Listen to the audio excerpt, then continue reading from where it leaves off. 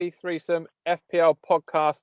Something a little different today. We will be briefly going over the game week so far, but because there's such a huge gap between game weeks, and this happens so often in international breaks where no one really cares about fantasy football right now, we're doing a special. We're highlighting our biggest wow moments from football. It might be games we've played in, games we've been at, games we've seen on TV, incidents that have been huge, and we're doing like a mini cup format of it.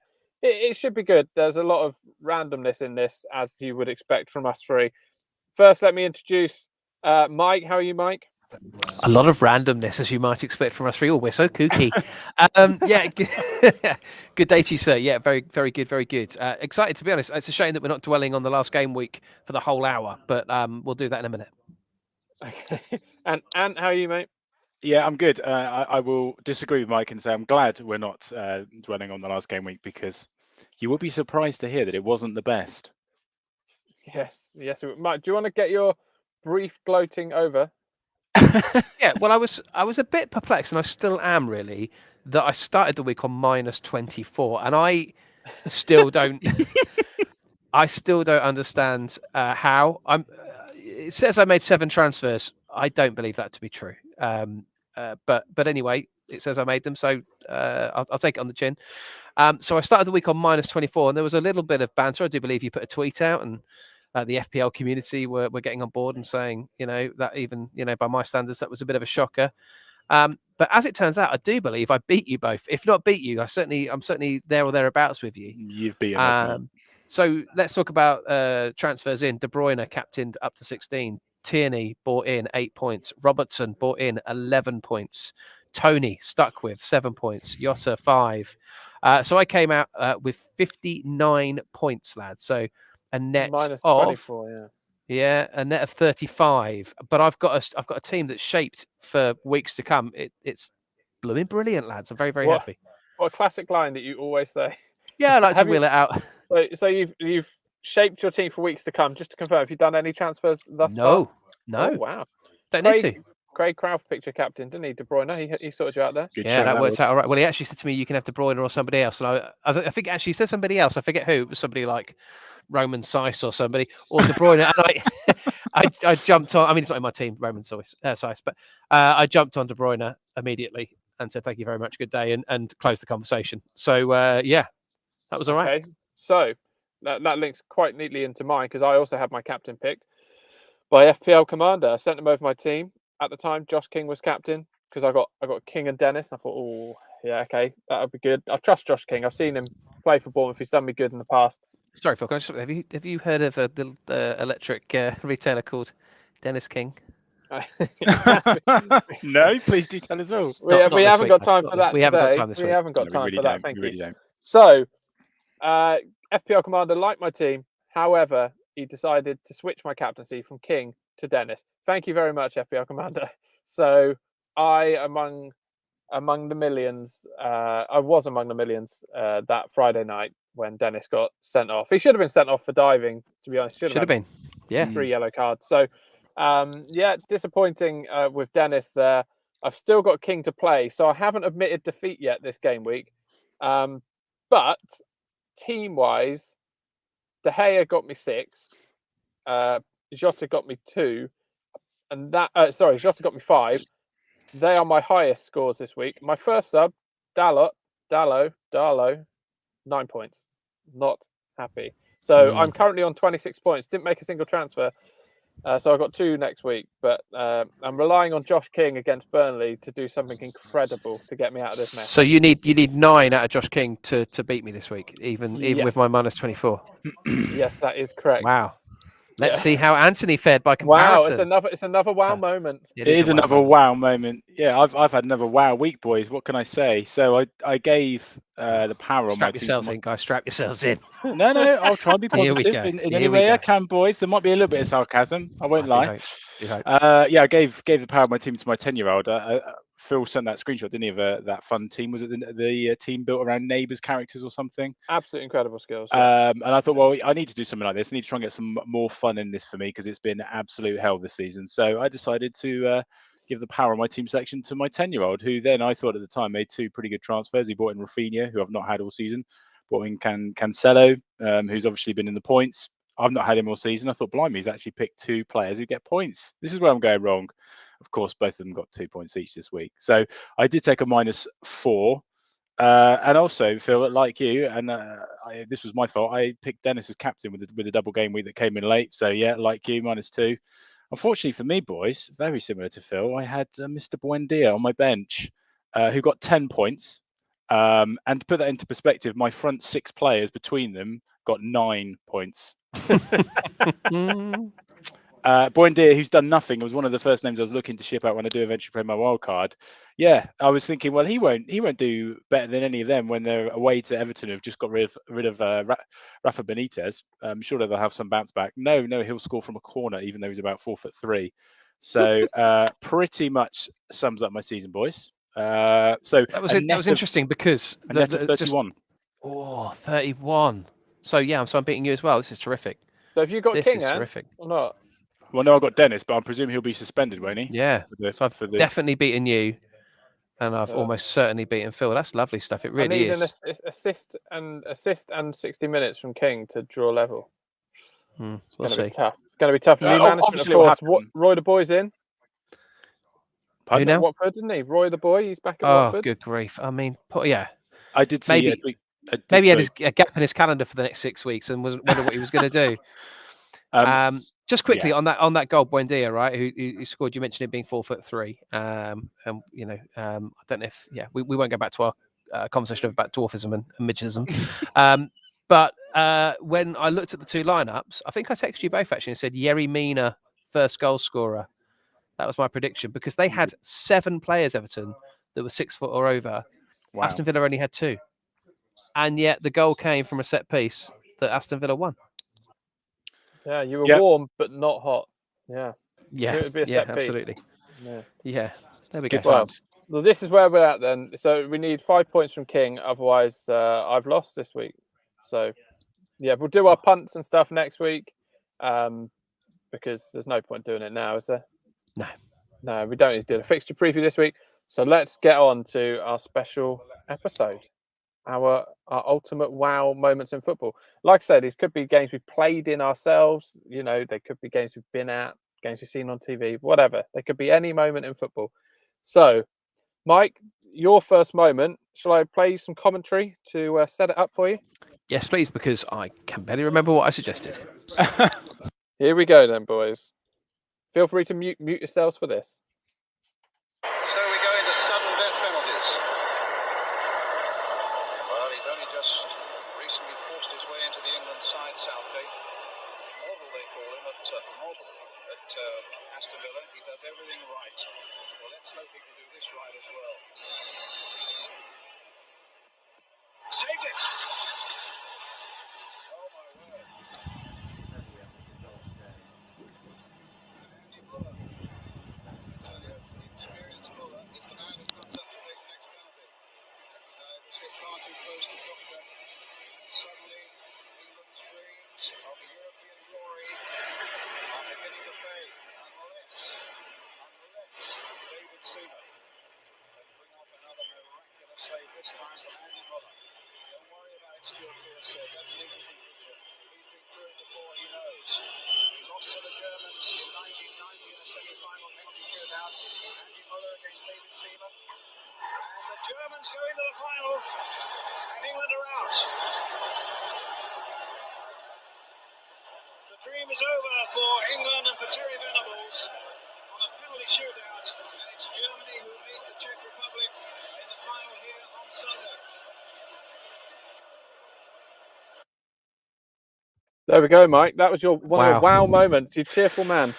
They could be wow good. It could be wow bad. So it was a genuine wow because I didn't really. I think so we're all Cherries fans. We're all Bournemouth fans. So we've experienced a fair bit of disappointment, in our times as football supporters. But that was the first time that I can really remember that, along with Italia 90, those two, where it impacted me for not just like a few hours, but weeks after, like weeks and weeks after. And even just hearing that commentary now, the pit of my stomach is churning because, well, A, there's inevitability about it. I know what's going to happen. But B, it just hurts. Euro 96 was special on so many levels. I just finished my GCSEs. So we finished in May. And so for the whole of the tournament, I was off and able to take in every single game that went on. And it was terrific. And of course, there was such a buzz about the country going into the tournament. And then it built throughout the tournament even more. And there was that euphoria that we now kind of, I've maybe a bit tired to these days. We go to a World Cup and everyone's singing football's coming home. And that's great. But it was on home turf, and it was the first tournament I genuinely thought we might win. The World Cup in 90, I was 10 years old and a bit naive really to football, and I figured there'd be plenty more opportunities, but 96 felt like the one that really, really got away. So just wow in terms of the impact and the hangover it had. But actually that doesn't really I don't really feel that now. There was a time, Ant is notorious for at Bournemouth games, us losing and him being in a bad mood for days or for the rest of the week, and that sort of punctuates his mood for the week. Football doesn't do that to me now, and I'm not sure at any point leading up to 96 did I realize it could do that. It was just a pastime. It was a hobby. It was something I was mad into. I was collecting my football stickers as a kid, and my home economics project was a Stitchcraft AFC Bournemouth badge. But you sad individual. So it was something I was really enthusiastic about football, but I didn't realize it had the power to really hurt. I don't know, it was like a relationship ending or somebody passing away. Like it genuinely impacted on me that much that summer. It was brutal. I mean, I think the fact that the whole country was behind it. I mean, I was 11. No, I was 10 for that, and I remember where I was lying in the lounge. Ironically, you were the same age then as I was for 90. There we go. And Gaza and Chris Waddle and alike. Yeah. Well, I was lying by the TV watching the shootout, and I'd not experienced 90. I was only 5, so I don't really remember it. Obviously now I've watched stuff about it, but at the time I didn't. But 96, I remember the penalty miss and just being heartbroken, and then seeing Muller run off and do that sort of like cockerel stance that he did to the crowd, and just thinking, oh, this is awful. And I remember I walked out the room and I sat halfway up the stairs and just cried. Like, it was massive for me. Halfway up the stairs is the spot where Phil sits. Is that a song? That's Kermit the Frog's cousin, Robin. Kermit's check it out sometime. Yeah, check it out sometime. Wow, revelations this week. It's a melancholy little number. I believe it got to number 1. Wow, okay. Well, that is a wow moment. It was brutal. It was brutal. It was sick now, wasn't it? I mean, obviously, Phil, we're only 8 days apart in age, so obviously I was exactly the same age as you, and I was never actually, as that age, I was never massively into football. It was all about Formula One for me, and that was my first tournament that I can remember, the first one I really got into. And actually, what I can remember most about that game is actually the it wasn't a miss, but was it the ball in from Anderton where Gascoigne just failed to get it there in extra time in golden goal? And I remember that more than the penalties, weirdly enough. I can remember that so vividly. And it was, I remember going to school the next day though and feeling a bit, that was a bit of a sickener. And it was about 3 years after that I started going to watch Bournemouth. I think there's something in those moments about as well. Football as a game is one thing. But I think what I've learned over the years is actually the game is an hour and a half. Actually, the build-up to any game, it's a bit like Christmas, really. You blink and Christmas Day is gone, but actually the build-up, the advent leading into the game is really exciting. And actually, it's about who you watch it with as much as anything. So these big tournament games, you have family that don't watch football the rest of the year, but that will come together and sit and will share in the joy and the pain of that experience with you for those 90 minutes. So I think there's a lot to be said for who we watch these games with. When I was thinking about my wow moments, I wasn't necessarily thinking about what happened on the pitch. Actually, I was relating a lot of that to who I was watching the game with, and football is brilliant for bringing people together, isn't it?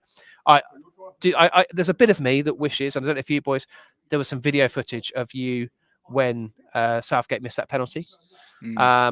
What, a video footage To of look me back on. just looking absolutely miserable. Yeah, crying your eyes out. Well, the good news is, Seth in years to come. Seth is he was 8 years old in the summer when we played Italy in the final, and I set up an iPad for the whole of the game. And now Seth doesn't care for football. He's one of these guys that, again, it's about who you're watching it with. We brought the whole family together. We watched the Italy game, and when we missed the penalties, Seth broke into tears, and I've got it all on video. So in years to come, when he's doing, when our children have taken over the FPL Fantasy Threesome podcast, so we've explained to them not to accept all the Twitter followers that come our way, I will be able to say words to you about that. Yeah, he will be able to say to us, "Here, guys, take a look at this. This is me crying as an 8-year-old when Saka missed the penalty." Yeah, so that's lovely. That and now you've mentioned it. The situation with followers on Twitter is getting a bit much, I would suggest, in that we are getting so many new followers who don't know anything to do with fantasy football and they just want smut. The other night, Big Booty Judy. Shout out to Big Booty Judy. I'm assuming she doesn't care much for fantasy football. Not yet, but after hearing this, I don't know what this word is, so I'm going to say it because I don't think it's rude. Cubicle toilet phenolic. Hold on a second. I've got a guy in the office that will know. Tim, what's a phenolic? Is it cubicle toilet phenolic? It's cubicle toilet phenolic. Is that rude? No, he's looking puzzled. It can't be rude. No, okay, he would cool. know. Cool. Okay. Well, anyway. Phenolic? No, we're all good. No, okay, cool. I think they're from somewhere else because the rest of their profile isn't in clear English. So yeah, please don't follow us unless you're interested in fantasy football, because it's irritating having to. And they keep tagging us. They keep tagging us. Phenolic is a synthetic resin for toilet cubicles. Okay, well, explore their profile more. They're not talking about resin. Okay, they keep tagging us. I've been tagged in 2 posts now with a long list of other smutty accounts. Alrighty. Don't know why. Don't enjoy it. Lucky you, mate. Anthony, tell us your next wow moment. Can you wow us more than the exit from Euro 96? Well, mine is actually for change because I normally bring the mood of the pod down with my low scores. Mine's actually a positive, boys. Okay. Mine is Jermaine Defoe bursting onto the scene back in the year 2000. I'm sure we can all remember it fairly well, can't we? Yeah. So this was actually my first full season of supporting Bournemouth. And I remember that season, as with many seasons with Bournemouth, we were struggling. It was around November. And we were, I think, 4th bottom or 5th bottom of the old Division 2, as it was then, so League One now. And Harry Redknapp was West Ham manager back then, who very kindly lent us an 18-year-old Jermaine Defoe, who no one had ever heard of. And he went on to break a record, didn't he, for scoring in 10 consecutive league games. And I remember I was at his first home game against Peterborough. He scored. But the wow moment for me when I realised what a player we had on our hands was my first ever away day watching Bournemouth Adams Park, playing against Wickham. And I just remember that game. He was unbelievable. I think he scored twice. One of the goals, he picked up the ball on the halfway line, took it around 3 players, burst into the box, and then in front of the goal that we were behind, smashed it into the opposite top corner, and left about 4 defenders on their backsides. And it was around that time I remember that people were calling up 5 Live complaining, teams from our league, that he was too good. We shouldn't have been allowed to loan him, all the rest of it. Of course, pre-social media then. And that really was a wow moment for me because we realised what a player we had. And of course, not long after that, he was scoring goals in the Premier League. So, and we all know that he's ended up being one of the top. I think he's still in the top 5, is he, in the Premier League? Do you think a lot of goals? And that when he broke the record, that was pretty impressive. Yeah, well, that would also be an equal wow moment, wouldn't it, when he scored against Cambridge to make that 10 in a row? Do you think he fulfilled his potential? Jermaine Defoe? Yeah. I think he should have gone to United. There was always rumours. I think if he had gone to United, he would have been, one of the Premier League's all-time top scorers, right up there, because I think he would have had so many opportunities. I think he loved it at Spurs, but I think if he hadn't have gone to Spurs and he had gone to, say, United, I think he could have been. I mean, this is a player when he bursts on the scene. It's funny, I wonder if Wayne Rooney ever really fulfilled his potential. If you look at the player he was as an 18-year-old, you would expect him to have pushed on. You know, by the time he was at the peak of his powers in his mid-20s, late 20s, you would expect Rooney to be phenomenal, you know, by comparison. And I know it's a controversial opinion, given that he's the all-time capped and all-time goal scorer for England until Kane overtakes him, and for United. But I'm not sure he ever really fulfilled the stratospheric proportion, potential, that Rooney had. And I think it's the same with Defoe. He never played for a top 4 club. Yeah, that's the thing. He never had that big move. But for that moment when he was at Bournemouth, it was like a Premier League player had just been dropped into League One and was allowed to play there for months. It was incredible. We're obviously biased because we're Bournemouth fans, but yeah, he was unbelievable. Incredible. I just remember he was so quick, wasn't he? Do you remember he would just run at defenders and they didn't know what to do with him. But for an 18-year-old to come into professional football like that and scoring 10 consecutive games, and of course we went from being a team facing relegation that season. Of course, do you remember the last game, boys, of that season away at Reading? We needed to win. Yeah. We were all there. We needed to win to get in the playoffs, and we were 3-1 up at half time. And then the lovely Gareth Stewart dropped one from a corner with about 2 minutes to go. Reading equalised.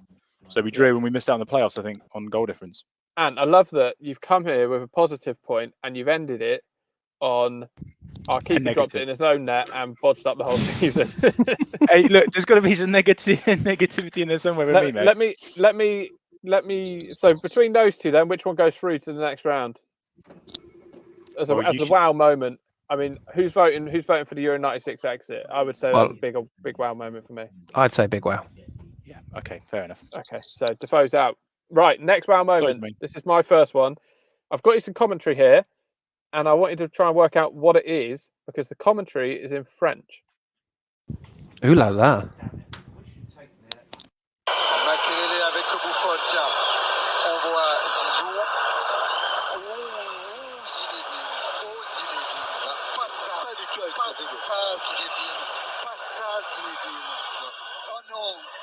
Oh non, pas ça. Pas aujourd'hui, pas maintenant, pas après tout ce que tu as fait.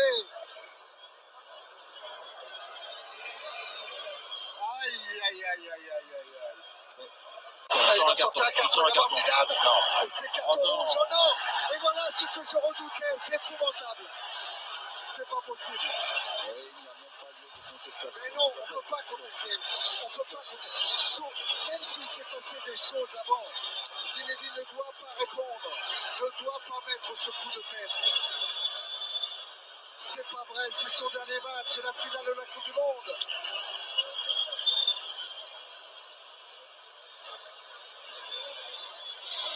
C'est pas possible. Oh non. Sur l'image qu'on a vue, on ne peut pas reprocher à l'arbitre argentin de sortir. You get the idea. Oh, by golly, we do. Is that the moment when Zinedine Zidane thought he was outside in the car park of the Sheaf of Arrows after one too many and someone had been looking at his girlfriend and he nutted Materazzi? Correct. Yeah. Yes, it was. Yeah, I remember it well. Desailly was. You can imagine Desailly was around and go, leave it, Zizi, leave it. He's not worth it. Too late, mate. Too late. Head butted. 2006. I mean, bear in mind, Zidane had retired from international football 2 years before. He came back for that tournament and he pretty much carried France to the final. And in the final, he scored. Materazzi then equalised. And they'd been tussling all game. And then Materazzi went down and everyone was like, well, what's he doing?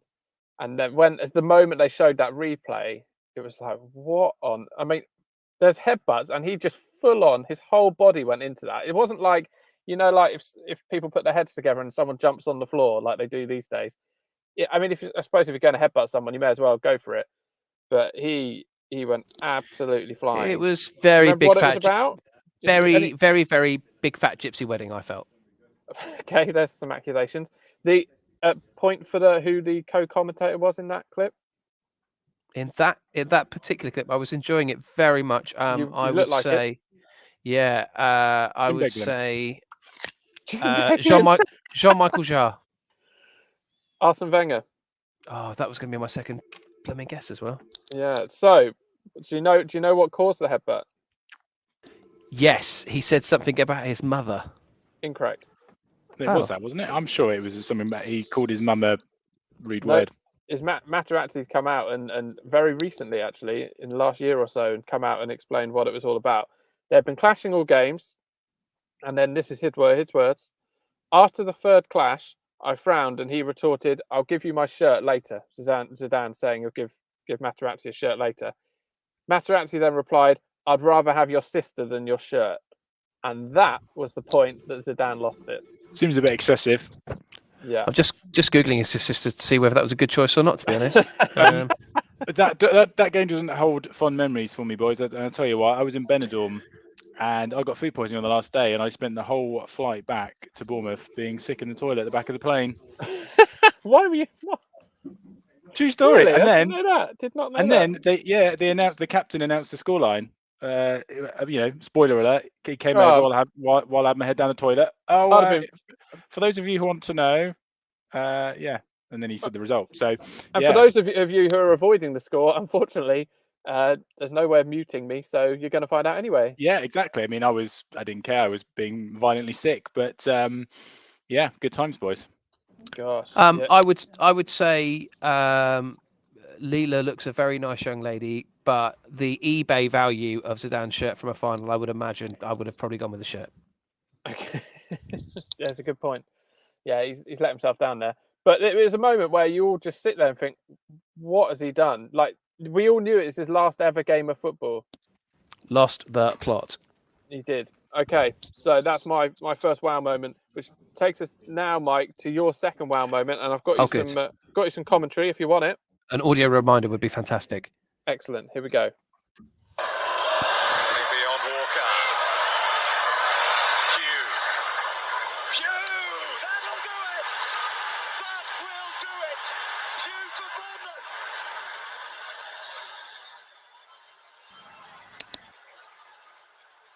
The roof of the gold sands is raised. Everyone here knows what that could mean to this football club. Johnson. The supporters not waiting for the final whistle as Bournemouth's footballing dreams come true. A stylish and emphatic win at home here against Bolton has taken them to the threshold of the Premier League. There we go. All right. So this for me is, to quote Matt Monro, to dream the impossible dream, lads. So we talked just briefly. Indeed, Ridian from X Factor. He did do a reasonable cover version. Very white hair, not dissimilar to yours these days. Didn't win in the title though, did it? Didn't win in the title. I can't remember. I don't really watch X Factor. No, missed out to Alexandra Burke. Anyway, okay, so this is just off the scale ridiculous wow from my perspective, just on a personal level, because I'd lived the life of a Bournemouth supporter. I had been the only Bournemouth supporter in my school, not just my first school, my middle school, upper school, where there were about 2,000 kids. I think there were maybe 2 other Bournemouth supporters. And given in the Bournemouth area, given that we lived, that they were our local team. It was laughable that I would support Bournemouth, and the question would always be, but who's your big team?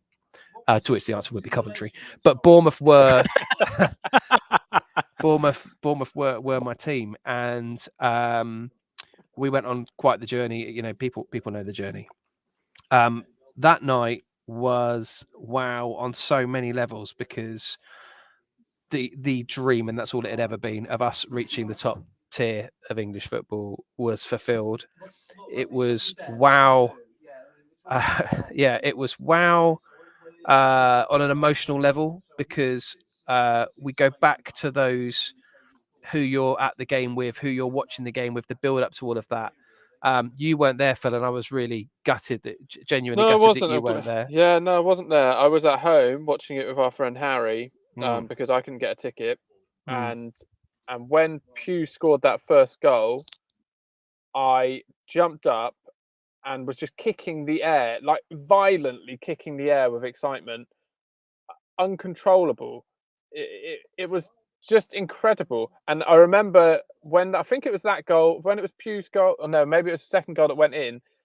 They cut to the dugouts, and you were working at the club, and you were doing your match day announcing, and for some reason you positioned yourself. Obviously, the excitement of it all, you positioned yourself near the dugouts.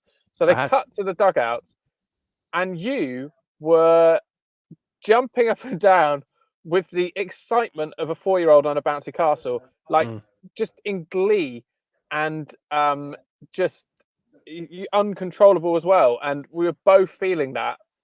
I wish I had been there. I was there at Charlton the weekend after, but it was incredible. Yeah, sorry, carry on. Yeah, so sorry for listeners that don't know the story. This is Bournemouth getting promoted to the Premier League for the first time in their history, having only ever spent 3 years in the second tier. You know, the rest of our 100 and however many years existence have been in the bottom 2 divisions of English football. So it was phenomenal. So yeah, the fact that you weren't there, without getting too emotional, the fact that our dad wasn't there, because our dad had passed away and was a big influence on us supporting Bournemouth, made that all the more kind of an emotional evening. The fact that Ant was there, but actually when the goals went in, I was nowhere near Ant, so I couldn't even hug him. I was just gutted. You hugging random. I was attacked. Ant is violent. When Bournemouth score a goal and you're stood next to him, he just attacks you for no reason. I'm pretty sure I nearly broke someone's nose once from an elbow. You gave me a jaw injury, Aldershot. Good time. Which, if you needed context of Bournemouth getting to the Premier League, there it is, right there. You got a jaw injury when we scored a goal against Aldershot. So Dad wasn't there. You weren't there. Our other brother, who's a big Bournemouth fan, wasn't there. Ant was there, but I couldn't hug him because we were too far away. I think I was just randomly hugging substitutes and stewards. And then at the end, the moment where the final whistle goes, I get to go on the pitch, and there's some lovely shots of me and Eddie Howe walking to the centre circle together, having a little powwow. And haven't we seen them? I got to interview Eddie live on the pitch afterwards, and it was the whole thing was just so incredibly surreal on so many levels. It will 100%, no matter what comes in the future, Bournemouth could win the Champions League, and nothing will ever match that night for me. Agreed. Well, I remember being at Charlton at the game we clinched the title, which hasn't made the list actually, in incredible fashion, because in the last minute of Watford's game against Sheffield Wednesday, they conceded, which meant we won the title effectively. And I remember being at that game and you saying, soak this up, because there'll never be a time where we're playing football this good, we're winning this many games. You know, we were just free flowing goals constantly. And you're right. I mean, to be honest, since then, I've almost fallen out of love with football. You know, I enjoy it, but I don't have that passion. And you know, if Bournemouth lose now, it's annoying, but it's not the end of the world. I don't want us to get promoted. We won't. Don't worry. Weird. Yeah. So that's a good wow moment, Mike. Good wow moment. Thank you. For me, it was one of the best nights, not just of supporting Bournemouth, but of my life. Like Mike said, I will look back on that night forever. And yeah, the only regret for me about that night is that Bournemouth scored 2 goals when Mike wasn't there. So we'd spent the whole game sat together, and you had to go and do your stuff, and then Bournemouth decided to score at the end of both halves. So I missed getting to share it with you, mate. But the other abiding memory of that night is suddenly the crowd breaking into about 5 minutes of the Match of the Day theme tune. Oh yeah, we were just singing that because we were going to be on Match of the Day. The best thing about that was that it annoyed Adrian Durham. I remember him tweeting about how pathetic we were because we were singing the Match of the Day theme tune, and anything that annoys Adrian Durham is good in my book. So. As Mike said, nothing will ever top that night. It was, and I'm one other regret for me is that I missed out on the Charlton game, because that I know was incredible for you boys, but to actually be there the night we got promotion was just unbelievable. Well, the Charlton game was weird because somehow we ended up in hospitality. It was the only tickets we could get or something. So I remember going to Charlton. It's not what you know, it's who you know. Yeah. So we ended up in hospitality, getting like a full English breakfast and croissants and stuff in the stadium, which was nice. Yeah. Isn't it funny as well? Because I know you need to get onto your wow moment, but how we associate these moments with food as well. Yeah, I can tell you what I was eating with nearly any of these games. Yeah. Oh dear. Good times. And so Zidane versus that Bolton moment. Then I mean, there might be a bit of bias here, as moments go. I think most things actually, the Zidane would have won, but there's a couple of things that swing it for me. One, I was at the Bournemouth game, and as a Bournemouth fan, it doesn't get better for that. And unfortunately, that night just reminds me of being violently ill. The Zidane night, that is. Yeah, so okay. Bournemouth wins it for me. Mike, you going Bournemouth over Zidane? Yeah, I am, mate. Sorry, yeah. Yeah, no, I think I will too. Okay, so Ant. Yes. Your next one then. Your next wow moment, or it's a bit of a shocker, really. It might be a wow to Mike. I don't know if he knows this. Okay. Yeah, so this might not necessarily be that wow to you boys, but I think it should certainly be news to you that I used to support Nottingham Forest. Did you know this? No, the tricky trees. How excited you were when Bournemouth got promoted. When did you stop supporting Nottingham Forest? And well, how did you start? Well, yeah, it started back mid to late 90s. Do you remember, boys? I mean, we're showing our age now. Do you remember the little Premier League figures you used to get? The little players you used to get with. I always used to end up with the Nottingham Forest players, and I used to love Chris Bart Williams. Do you remember him? Oh yeah, competitive midfielder. I absolutely loved him. Yeah, I remember. I don't know why. On Premier Manager, he played like every position, and I do mean Premier Manager. Yeah. Again, that's how old we are. And it was just before I started going to watch Bournemouth, so I wasn't seeing a team live. And I remember my dad had just got Sky Sports, which I just thought was like the best thing ever. And for whatever reason, Nottingham Forest won quite a bit. And I remember watching their games, and it got to the point where when they went down from the Premier League, and they ended up in Division 1, the Championship it is now, and they ended up playing Portsmouth, which of course is just down the road for us. I convinced my dad, who, as you both probably know, hates football. Correct. So much so that he thinks offside is when the ball goes off the side of the pitch. That is his knowledge. I convinced him to go with me to watch Nottingham Forest away at Fratton Park. And what experience that was, by the way. What? Yeah, we went to watch. Yeah, and Forest won 2-1 from what I remember. I must have only been about 12 or 13 at the time. I've been with you to Fratton Park, haven't I? To watch Bournemouth. First game. Did you not at any point go, oh yeah, I've been here before because yes, you support Nottingham Forest? How am I finding this out after I don't know 20 years of knowing you?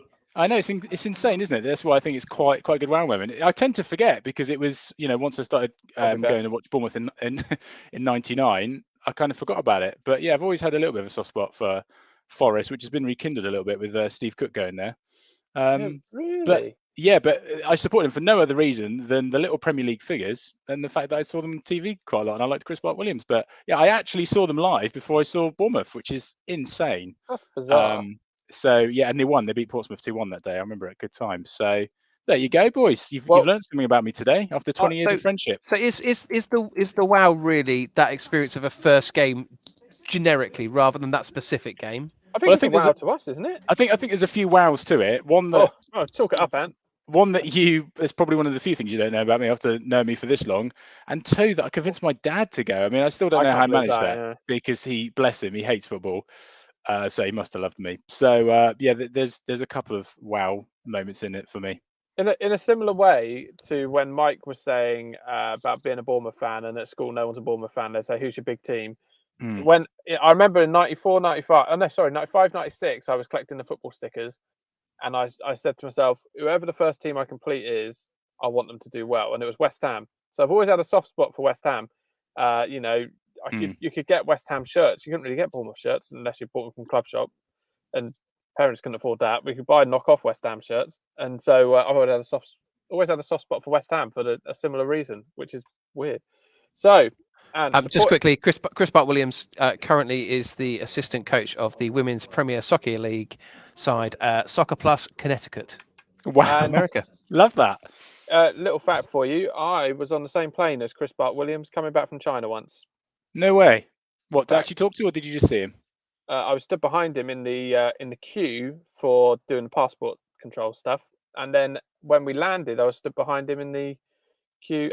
He wasn't sat in the same area of the plane as me. Did you say, "Oh, that's Chris Bart Williams," or did he show you his passport? I mean, that's some recall to spot Chris Bart Williams in an airport. Yeah, agreed. I spent a long time because you're in these queues for ages.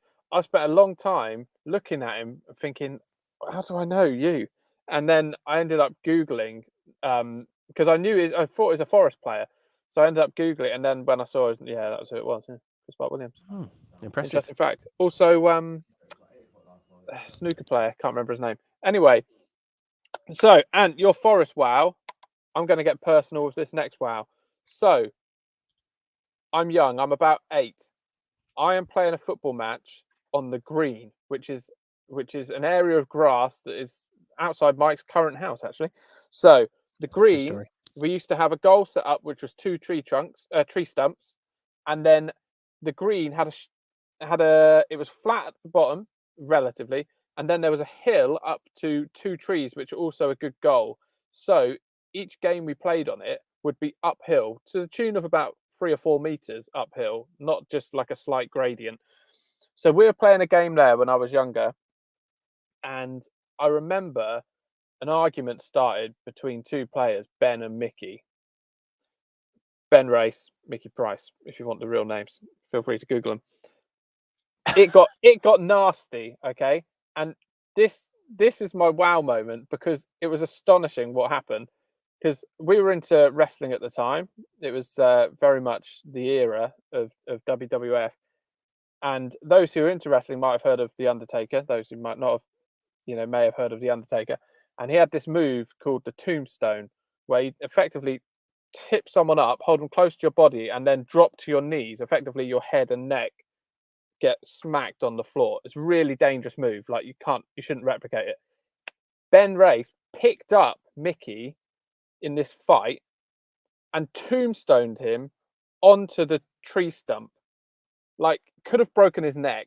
It was incredibly dangerous, and everyone just stopped playing. Everyone stopped playing. Mickey was in agony and managed to get home, and Mickey's dad went ballistic at Ben Race, and like Ben Race had to go around and apologize.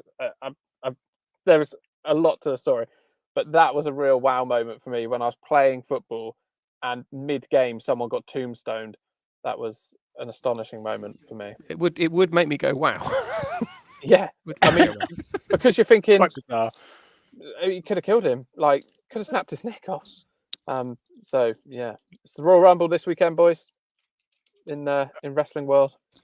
I'll be sure not to watch that. Oh, it's the best wrestling thing there is. Everyone knows the Royal Rumble. If there was to be a Premier League Royal Rumble right now tomorrow, which honestly with this winter break maybe is something that they could have considered. Oh, it would have been excellent. Who would be top billing? Who would be Bookie's favourite? Well, without just saying Adama Traore, because that's too easy. Virgil Van Dyke for me. The man is a beast. Oh yeah, that's not a bad I can remember call. when Bournemouth played Southampton at Dean Court, and I couldn't actually believe how big he was. He is a giant. Yeah, I can imagine him picking someone up and slam dunking him. Absolutely. I can see Daniel Pedence being one of them sort of nippy Mexican wrestlers. They go full outfit and do lots of flips and tricks. So maybe Daniel Pedence might sneak a win. If you want wrestler pun names, Bam Bamford Bigelow, for those of an age. Remember Bam Bam Bigelow? Oh yeah, I do. Yeah. I mean that is that's going to work with a certain demographic of listener. That's nice. Yeah. The Vardy Boys instead of the Hardy Boys. Nice, of course, nice. You've got Kane. Very good. So the next. So. Can you imagine? Sorry, if you had the Undertaker, I can just imagine. I know he's gone now, but Claudio Ranieri as Paul Bearer. Oh yeah. To be honest, I could also see Roy doing the same job. Roy Hodgson. There is a bit of the Vince McMahon about Roy, actually, if you squint. Yeah, although probably not as many face jobs as Vince McMahon's had. No. Yeah. As many jobs though. That's very true. Right. By the way, and if when you were reminiscing just now about Chris Buck-Williams, you thought, I know, I'll go and order that. I've already done it, mate. So it's on its way to you. Some lucky fella, I don't know where they live, has just been paid £10.64 for the Chris Buck-Williams Corinthians Pro Stars by me. It's wigging its way to you, my friend. Oh, mate, thank you very much. What a star. Yeah. It's a little treat. I thought you'd actually bought me Chris Buck-Williams then. I was going to get very No, afraid not. But yeah, the Corinthians figure, I'd like to take pride of place, please, on somewhere in your house. Wow, that is amazing. Thank you very much, mate. No, you're welcome. You're welcome. Mike, let's flip into your next moment. It's finished at Sunderland. Manchester United have done all they can. That Rooney goal was enough for the 3 points. Manchester City are still alive here.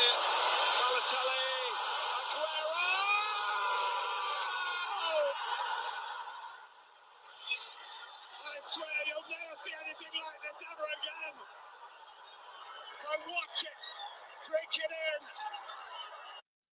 There we go. Watch it, drink it in. Oh, I love it. I love it. It's iconic. It's just such an iconic. Not since there's somebody on the pitch. There is now. After since sorry, I think it's all over. It is now. The only bit we had was quickly, Kevin. Do you think he'll score? That was the only bit of iconic football commentary we had to quote. But the Aguero will, incredible. I mean, yeah. And I ruddy love Martin Tyler. I count him a close personal friend. I've got his phone number in my mobile. That's a name drop, but yeah, big fan of. I mean, it's Martin Tyler. He sounds like an electrician. Is he another one? Yeah. Yeah. But no, what a moment. And again, I can remember where I was. I can remember who I was with. I was with you. With me? Yeah, I was around your house. Wait, I don't remember it at all. Brilliant. I remember I can't remember your own name half the time. Terrific. Yeah, we were around there. There were a variety of snacks. I'll be My honest. house? Yeah, there were, but I felt you could have gone the extra mile. It was last day of the season. There was a lot happening. Maybe some pizza, some sausage rolls might have gone. Wouldn't have gone amiss, but I mean, it was mainly Watsits. There was a lot of Watsits that day. That much I do doesn't remember. Sound like my house. I'm not really a cheese puff kind of guy. Well, thanks for the invite because I wasn't there. Well, yeah. I don't. I'm not sure I was. Were you? You were. Rich was there. there. Rich was there. Holly I was there. see. Right. David, your father-in-law was there. Right. Well, Yeah, I remember it well. I remember watching it, but don't remember being with people. Well, anyway, okay. That hurts. Must have been meaningful for you.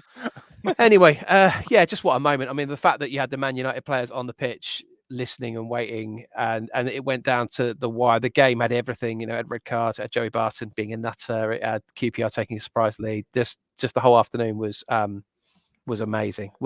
So I don't need to elaborate on that much more. I think he says drink it and you'll never see anything like this again, and I don't think we ever will. That's real. It came down a whole season to that one kick. And yeah, phenomenal. I mean, it's unfortunate it's paved the way for Man City dominance really in League and Cup ever since. But yeah, I'm a big fan of that as a moment. That is a wow moment. Okay. Yeah, I like that a lot. Go on, Em. I was just gonna say what's scary for me about that is, boys, is correct me if I'm wrong, but I think that's 10 years ago this year, isn't it? But that was 2011-12 that season, I think, which is a decade ago. I mean, that just seems mental, doesn't it? Do you know why I know that? Why's that? Because I was texting my now wife from Phil's bathroom while I was having a sit down wee. Oh. I love the fact you remember things in such fine detail as that. I do. Being there. I remember maybe it's because you were in the toilet the whole time. Even asking to use my toilet. I don't tell you every time I text somebody from your toilet, Phil. But I do vividly remember thinking, "Oh, I better text Claire." So and I did, and I was sat having a wee sit down wee, and I remember looking at your shower in your bathroom as well, and thinking, shower and bath, shower and bath were there. Why would anyone use a shower? I remember sat there thinking that. Well, we had a disco shower where when the lights come on the shower head when the water comes through it. It was a real. I mean, that bathroom was lovely. It was a massive size. I mean, our bathroom's half the size of that now. Anyway, just quick update. Stratum 3 2910 has confirmed the estimated delivery is Tuesday the 1st, Wednesday the 2nd of February.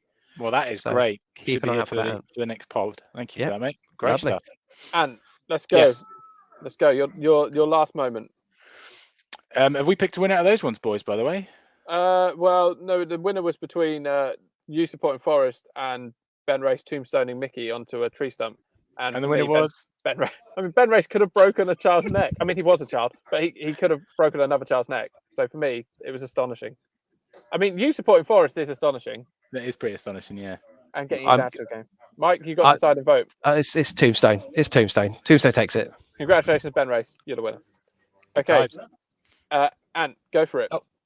I don't know why it's highlighting me. What's happened there? My last one, boys, and Mike was with me for this experience. What an experience it was. It was a real wow moment to experience Millwall away in person. I think we've all probably heard stories about Millwall and their supporters and going to a game there. Good grief. I do remember it. Yeah, so Mike was there, and we were with my friend Paul, who actually got me into supporting Bournemouth. I went my first game with him, and I knew him from middle school, and Mike was with us that day. If I remember correctly, Mike, do you remember bobbing along the M25 in his little Renault Clio? He lowered it. He had the big exhaust. I do remember it, and I remember I'd not really met him before, and I remember thinking, well, look, it's nice to get a lift to a football game, so I'll come. But this boy seems slightly odd,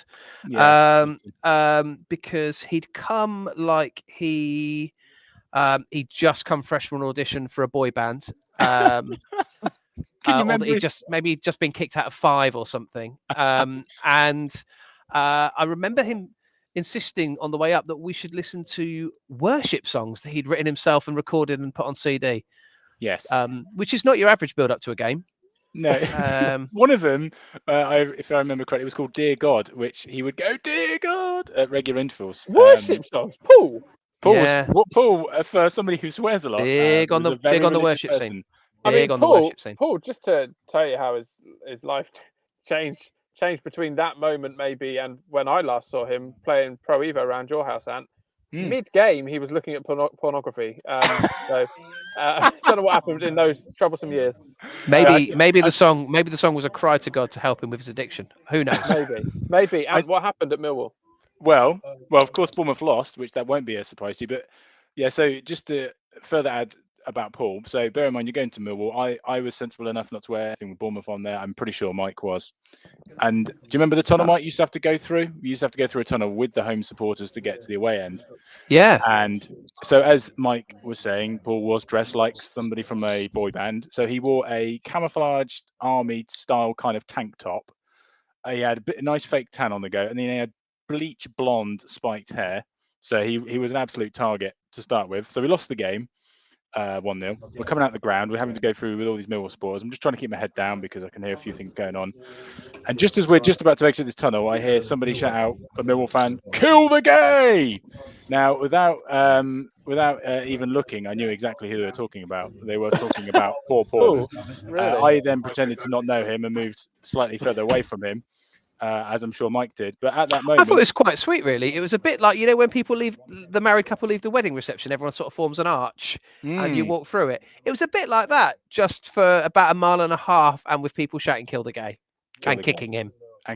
So they then kicked him, and this was a real wow moment for him. He kicked him so hard he fell into a policeman. And then we had to stand there for about 15 minutes while these, stereotypical football thugs, bold, big tattoos, were saying they were going to effing kill us as soon as we stepped away. Police didn't care. They just said, just stay there and they'll get bored. Shame we haven't got the end of this. We haven't got time for the end of the story where I took on all 1,500 Millwall fans and beat them all to a pulp.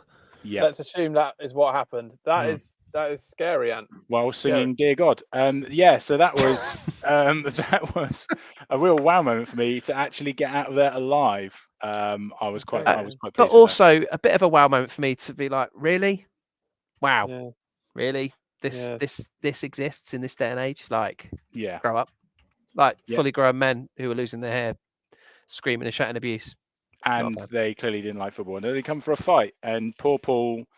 The ex-band member of 5 did get targeted. Good times, at least it sounds like you tried looking after him. No. Okay. So let's get to the final wow moment then. Final wow moment. Here we go. Which is this one. Driven over by the corner flag. Back it goes to Stock. Early cross from him. Hayter's downward header. And Bournemouth do have a 4. And it's substitute James Hayter. 5 minutes from time. Pinpoint cross from Brian Stock. Downward header from Hayter into the bottom left corner. Bournemouth 4. Wrexham 0. 4-0 they lead. Kicked on by Steve Purchase in the 3rd minute. 1-0 then. And Hayter inside again. Chance for a 5th. James Hayter. It's 5. Dean Court on its feet. 2 in a minute for James Hayter. Bournemouth lead Wrexham by 5 goals to 0. What a night at Dean Court of Division 2 football. You've heard it all on BBC Radio Solent. We've still got 4 minutes left. Can they make it 6? Well, you wouldn't bet against it at the moment. James Hayter could score again. It would have to be the quickest hat-trick in history, surely. Even if it took him till the 90th minute. He's got 2 in a minute on 85 minutes and 85 and a half. Elliott down the right-hand side. Runs away from him, though, on the right corner of the penalty area. Given away, and Wrexham will come away with Darren Ferguson. Wrexham are serious playoff contenders. Absolutely smashed to pieces by the Cherries this evening. Rampant display from Sean O'Driscoll's side. The perfect riposte from the disaster at Brighton on Saturday. They were awful then. That was awful from Wrexham. And now it's 3-on-2, and it's Cummings through the middle. Recovering challenge from Edwards. Here's Hayter. He's onside. Hayter. He's got it. It's absolutely Unbelievable! James Hayter has a 3-minute hat-trick at Dean Court. Bournemouth 6, Wrexham 0. There we go. Goosebumps just listening to that. I mean, I was at that game, sat with my dad, which makes it extra special, really, for me. So, as we said, he's no longer with us. That game, and I sat, and the hat trick was 2 minutes 21 seconds or something like that. He came on as a sub. I think at 4 or 5-0, one of the Wrexham defenders, the centre back, walked off the pitch and just went down the tunnel. He wasn't injured, he wasn't substituted. And when he was asked afterwards, after the game, what happened, he said, "I just got fed up with it," and he just walked off. So is that true? I don't remember that at all. True story. Wow. And James Hayter, his parents lived on the Isle of Wight. They come to watch the game, and with 10 minutes to go, he was still on the bench, and they had the choice of hanging around till the end and catching the 12 o'clock ferry, or leaving then and getting the 10 o'clock ferry to go back to the Isle of Wight. And so they thought, well, we'll leave. They missed it completely. So he ended up, his parents missed what was the fastest ever Football League hat trick. Just being there with Dad, it was astonishing. And it was this in 2004, which is when it happened. A Nokia executive, they released 1 megapixel camera phones, and he suggested that in the future, as many as 2/3 of all mobile phones could have a camera on them. And obviously this has happened.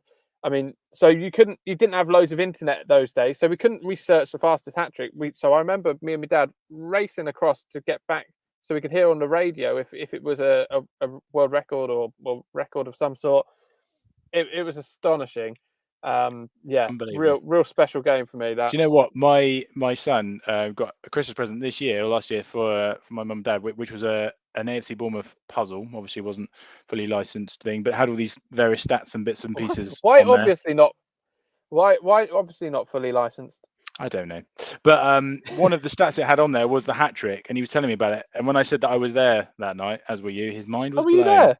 I was there. Yeah, I was like third row back in the north stand, so all the goals happened right in front of me. I was in 0120. I was listening to the commentary live, and quick mention to the brilliant Chris Temple, who at the time was just finding his way into the wonderful world of commentary, and now is a master of his craft. But yeah, what a moment! So that for me was extra special. Obviously a bit Bournemouth heavy, but that was incredible to actually be there. Other moments we could have had the Gaza goal in Euro '96. I mean, everyone tried replicating that goal. It was just so famous. The way he did it, the celebration, everything. What makes it an iconic moment? I think if something's an iconic moment, if anything, wow moment, please. We've entitled this wow moment, so let's go with wow. But what makes an iconic moment is when. Cool. That's for the iconic podcast, but that's fine. When somebody does anything remotely similar, that goal gets referenced. So it doesn't. The second in 5-a-side, anybody loops the ball over somebody, even if they're shooting, somebody goes, "Oh, Gaza!" Yeah, that's true. Yeah, even still, yeah, that's a good point. Yeah. So, out of all of those, your ultimate wow moment? Oh, one of mine, I expect. One of yours, you expect? The Tombstone, no? Not so much. For me, it's got to be the night Bournemouth got promoted to the Premier League. Definitely. Yeah. Well, I'll have that. It was one of mine, and we're all three of us incredibly biased. But that Aguero goal was insane, as well. Why don't we leave it? Why don't we leave it up to the listeners? They can let us know on Twitter. Let us know at FPL Threesome Pod. Send us an email with your wow moments. Please do like us. You can review us on Spotify, review us on Apple if you want. I mean, I understand if you can't be bothered, it's fine.